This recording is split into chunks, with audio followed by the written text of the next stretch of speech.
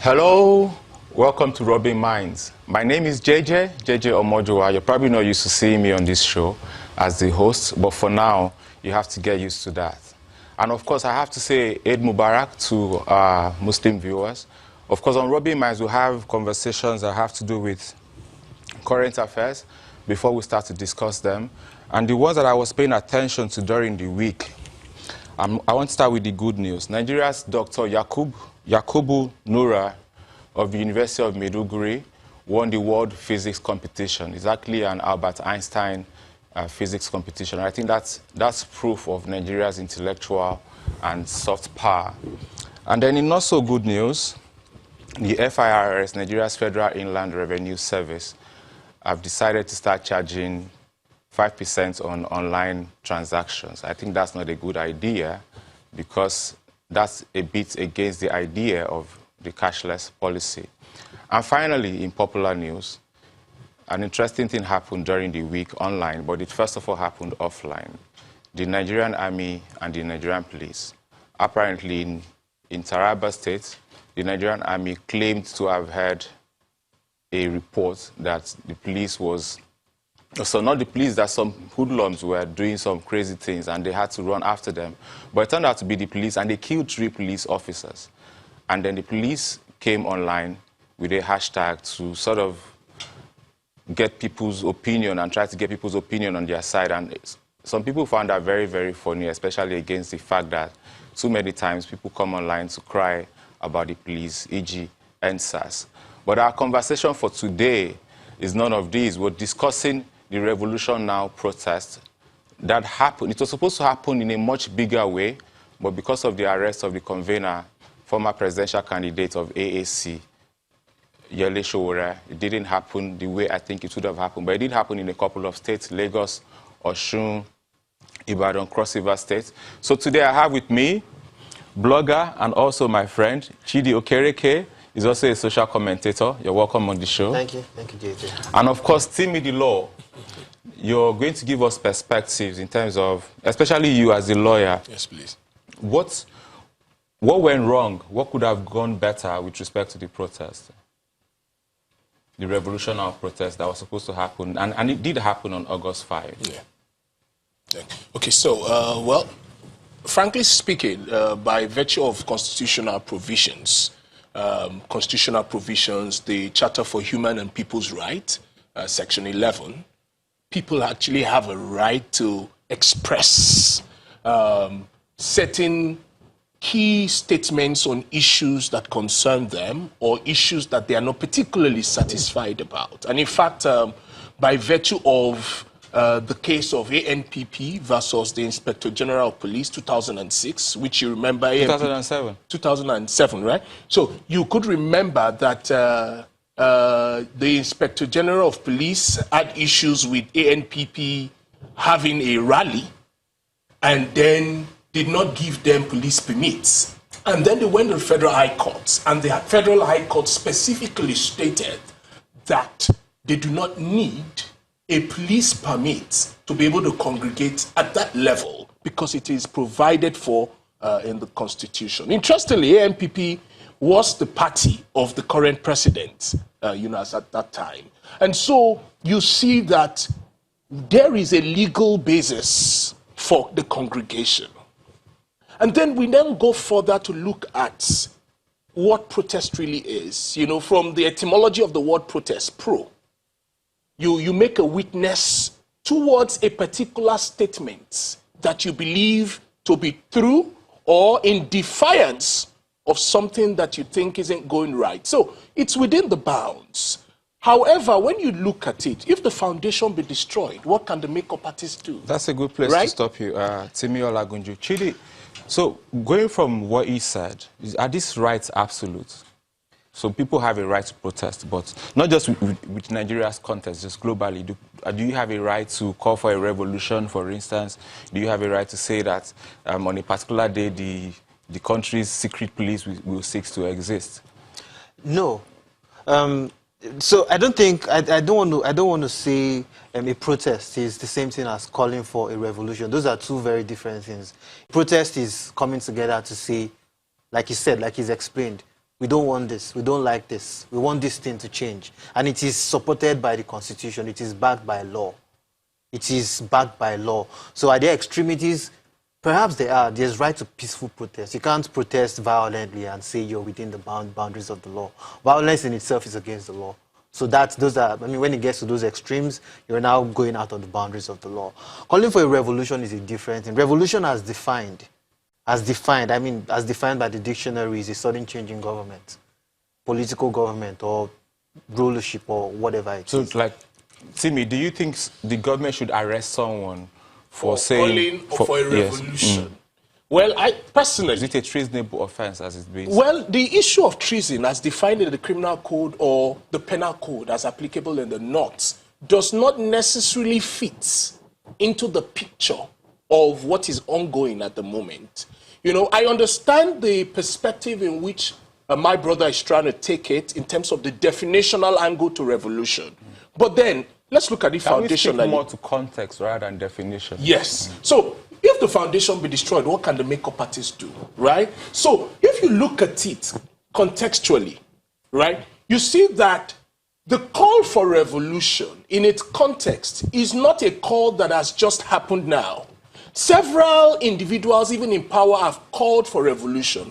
However, when you look at it etymologically, you see that the word revolution, revolutio, which itself means a turnaround. And so you have an industrial turnaround. You have an agricultural, a turnaround in certain scenes or situations of things. And so for Sowore to have called for a revolution now, in itself might necessarily mean is calling for a turnaround. And what does about a turnaround? What about the part of it that said, where he said that the DSS would cease to exist a day after the revolution? Well, contextually, that is a good point in context. But the truth about it is, does that erode his constitutional fundamental right of expression? Anybody can say anything. So you think the DSS overreacted by arresting? Yes, they did. They did. Yeah. And then there's another context I would like to discuss, how the police and the Nigerian authorities react to protesting, especially, basically every time. Something happened in Osun State. Mrs. Sariyu Akomo, 70 years old, she was selling fufu, cassava flour, and she decided to join the protesters. She didn't even know what was happening, but she felt she was a suffering Nigerian and she could identify with the issue. And then she didn't just get arrested, she got beaten. What do you think the police should do better? What do you think they should learn? It's really, really unfortunate how they react to protests. It's like they feel like it's a them against us thing. I think if the police begins to understand that they are part of the system we're protesting against. Like, they are part of this makeup. I mean, they should be part of this protest because we're protesting for the well-being of all Nigerians, which include policemen. We know how the terrible conditions many of them live in. We know how bad it is. So the moment they take away them, they understand the fact that it is not a them against us thing. It is a we are one. We are fighting for Nigeria. They'd mellow down. Their approach to protest is a function of the system itself. How leadership approaches defiance.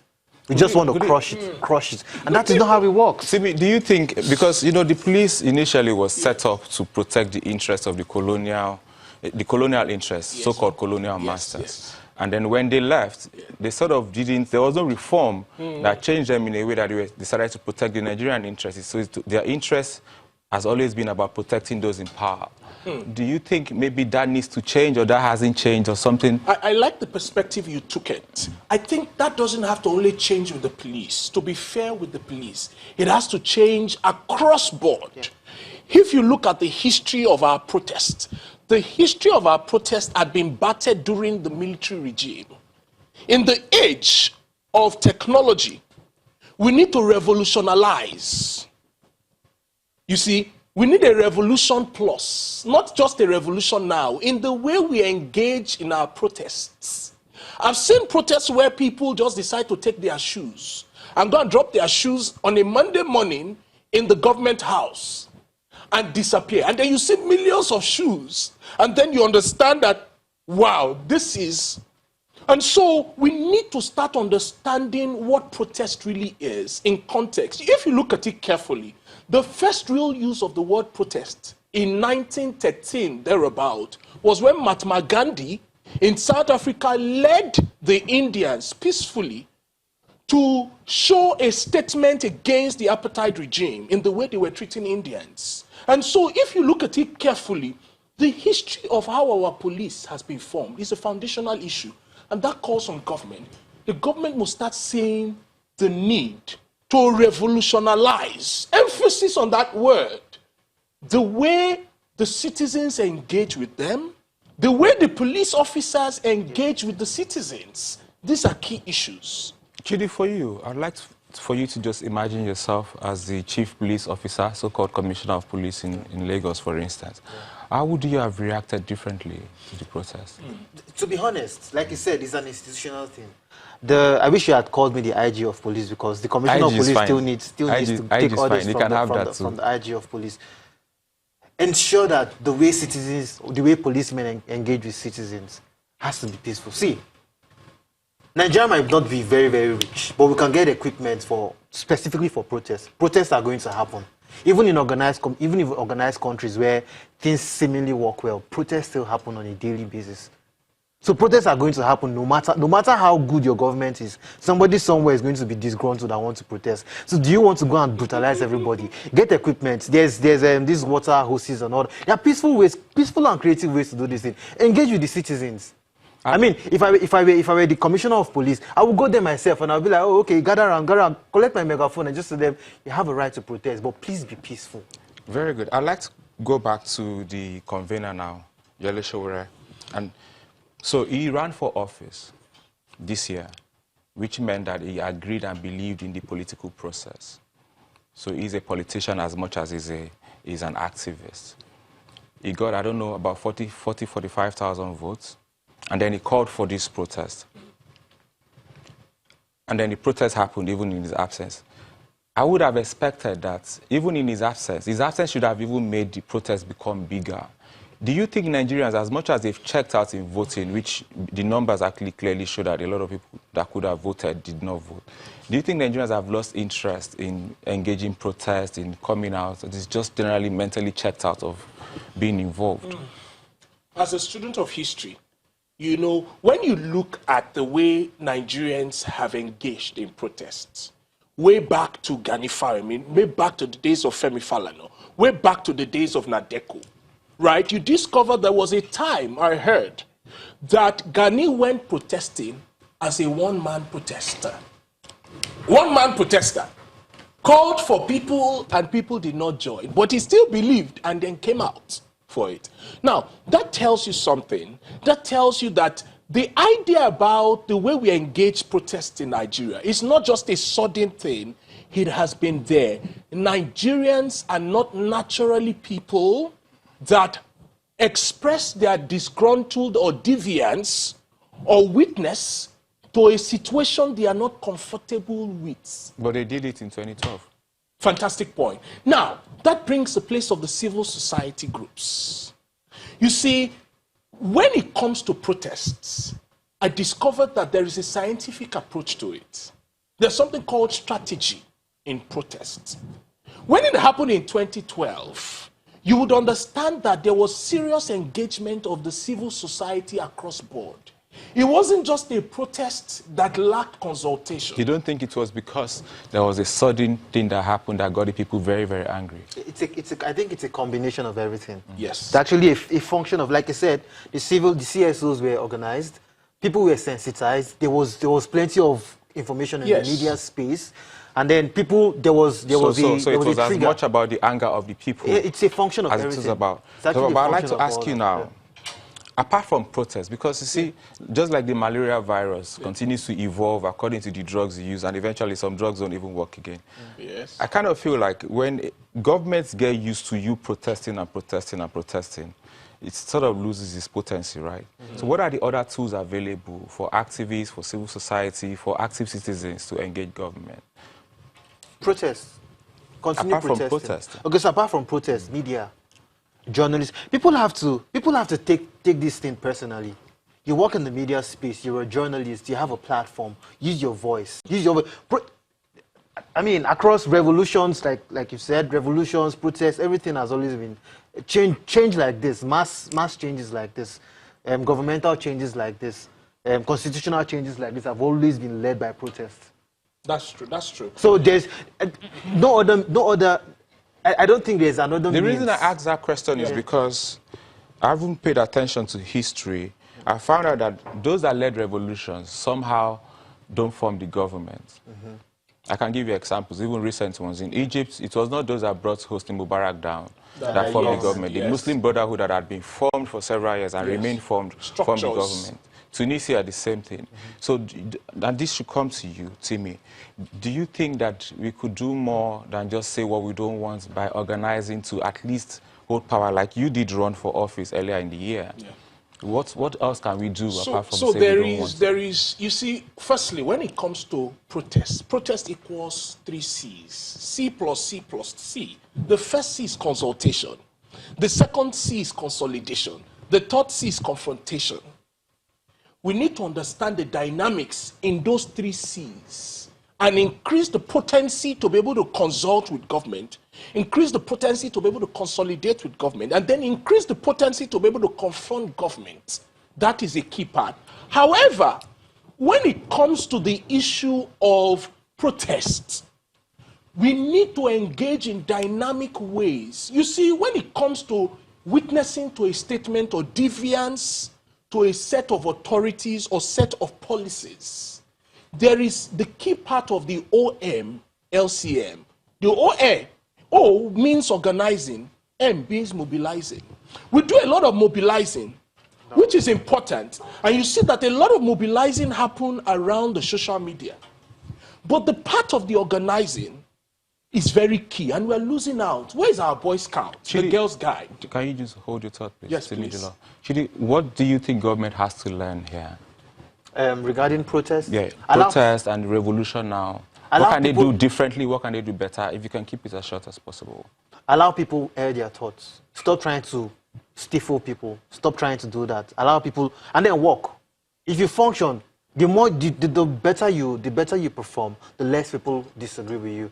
They are going to be, no matter how well you perform, people will protest. But the more you perform, the less people protest, and it's as simple as that. Timmy, in February of this year, 2019, you did a digital forecast that the candidate of PDP, Atiku, was going to become president, that he was actually going to win over 21 states.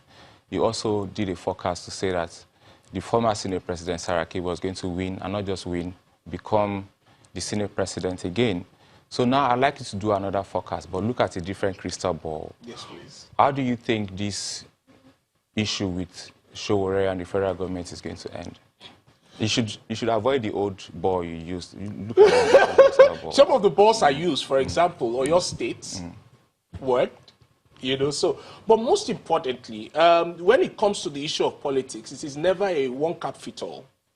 But going forward, if you look at the way it is being engaged, it is important that the Nigerian people engage in mobilizing and organizing towards ensuring that the government of the day... That's very good. The Nigerian people engage to mobilize, to organize. I agree with you. Thank you, Chidi, for coming. Yes. Thank you, JJ. Thank you for coming. Ladies and gentlemen, we'll go on a short break. When we come back, you will meet one of Nigeria's sweetest. Should I call her name? Alvina Ibro. Thank you. Cheers.